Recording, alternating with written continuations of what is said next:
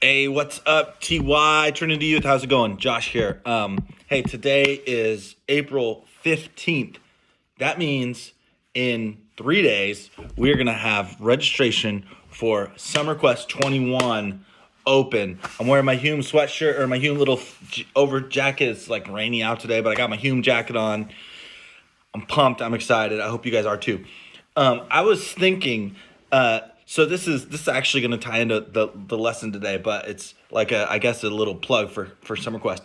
I keep thinking about this. It's funny because I was with some students the other day, um, and there were some new kids that haven't really been a part of TY or Trinity Youth for a while, and so.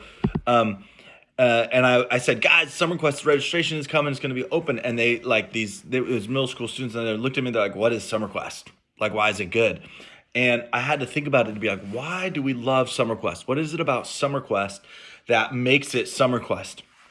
And you guys all know the answer to this, right? If I ask everybody, I mean, there are certain aspects to it that are awesome. They're so much fun that we love, right? So, what are some aspects that we love? We like that, but it's not the reason. Well, dude, it's fun when we can go on the lake and go fishing. It's fun when we go to the pool and have games. It's fun when we play rec, when we play those hard games. It's fun when we just get to chill and play Mafia with our friends. It's fun when we all hang out and have free time. It's fun. Like, all those things are there. Yes, true. We like all those things, and those are important. But I think that it's easy. What makes Summer Quest Summer Quest? We're a family. We we love to be together. My favorite thing is when we're in chapel together, but we're together.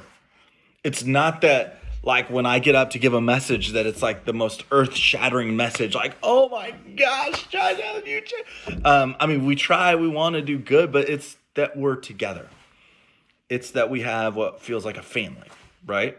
And that's why Summer Quest is so important. That's why huddles are so important, because we're together and we're sharing life with each other, right? We're being honest, we're open, we're learning what it looks like to have real relationships and friendships. I know I've been here for 7 years now. Our seniors, you're going to graduate. This is the eighth senior graduating class since I've been to Trinity. Eighth graduating class. And I know some of those students that have been friends from from when those first couple years, that they're graduated from college and they're still friends with the girls or the guys in their huddle.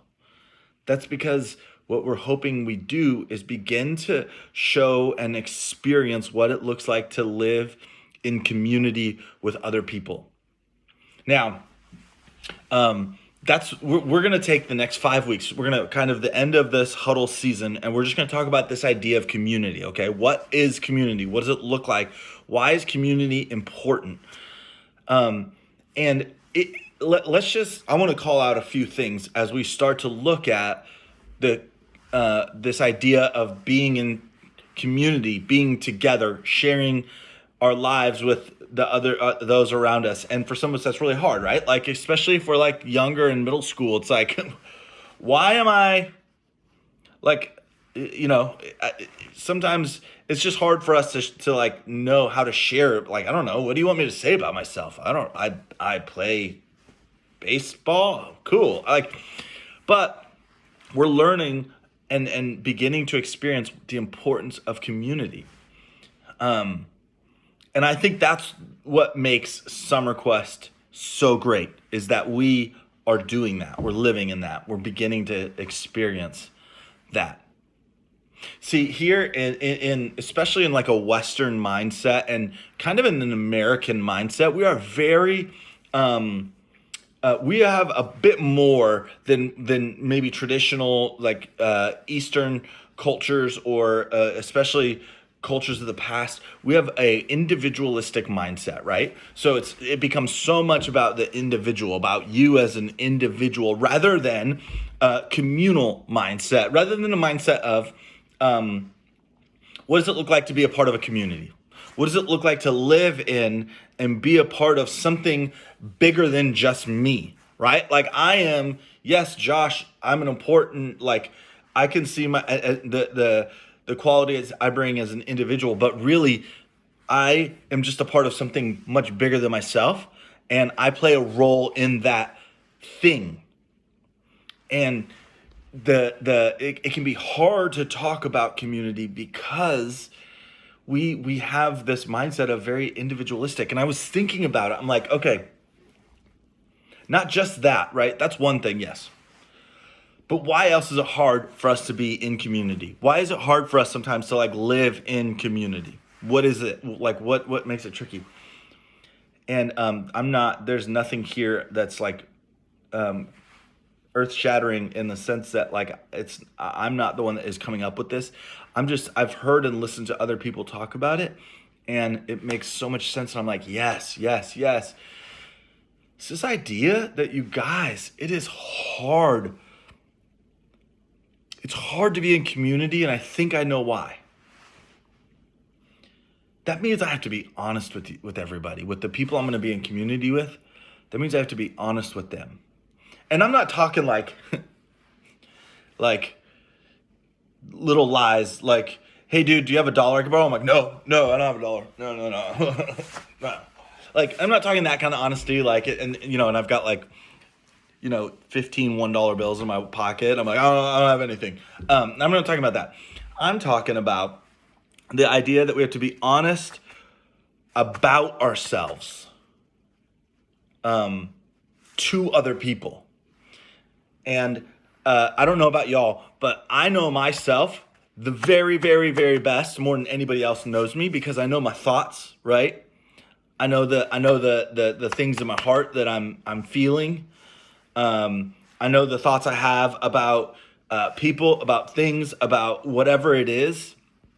And I'll be the first to admit, you guys, it's funny because I'm like going to admit this right now, and it's still even hard to do this. I'm not perfect.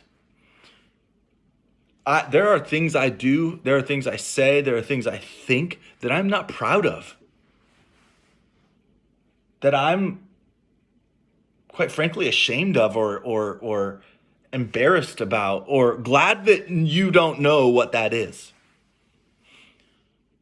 But for me to want to go and live in community with other people, it's not that I have to go like, okay, here's all my bad thoughts. Are you ready? Like, that's not what I'm saying. But eventually, when you start to share your life with people, you got to start to really be honest with them. Otherwise, it's just a fake relationship, right?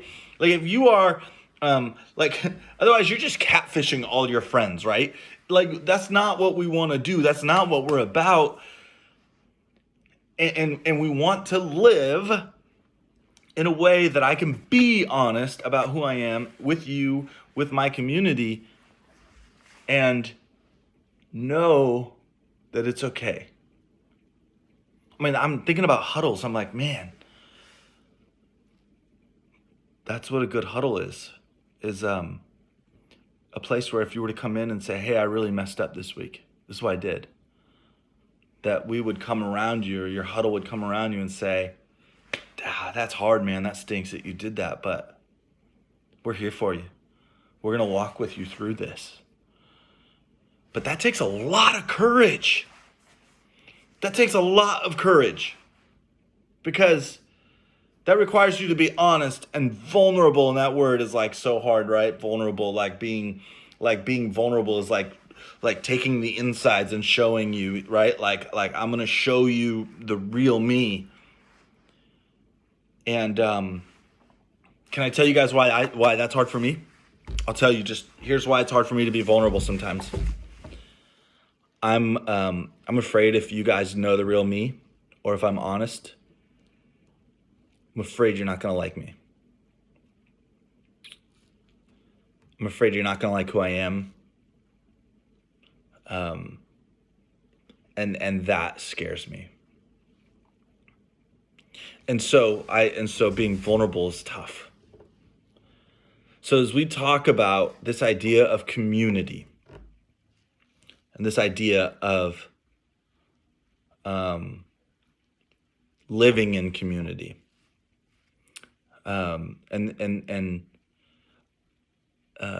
being real and honest and open with our friends and with our leaders and with our huddle mates and all of that. we, my hope and my prayer for you guys is that you would really consider and weigh the options. Because I'm not going to, today's more, like I said, just an introduction. I'm going to read one small passage because I like it. I think to me, I'm like, yes, yes, yes. And I've read it before, but I'm going to do it again. But here's my hope, is that we would see the value of community, and we would see that it's worth the risk of being really honest and open, and that we're going to connect that with, this isn't just something we think we should do, but ultimately what we're asking and working towards and moving towards is living in a way that we believe God created us to be together, right? God created us to live in community. God created us to be a part of something bigger than ourselves. God created us to not walk through this life alone. And so it's not even just, we think it's good for you. We actually think it's how your body, your DNA, your the way you're built, the way you are made to think and believe, that is how God created you. And so if you're not living in community, if you're trying to go at it alone, or you feel alone, or you feel by yourself, that that's not the way you are supposed to be. Instead, God created us to be together in community.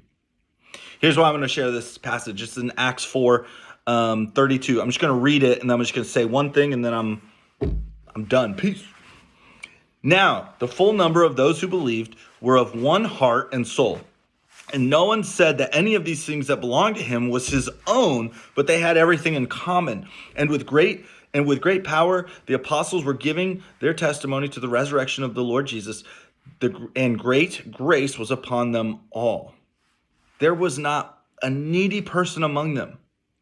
For as many as were owners of lands or houses sold them and bought the proceeds of what was sold, and they laid it at the apostles' feet, and it was distributed to each as any had need. Now, here's why I love that passage. There's a similar one in Acts 2. Here's why I love that passage. The earliest church, it was like the very first people that were following and dedicating their lives to Jesus, the very first among them, they were all about the community. It was like, what is there a need in our community? Because if there is a need, we are here to meet it. If there is somebody that's hungry, we are here to feed them. If there's someone that doesn't have a roof over their head, we are here to give them shelter.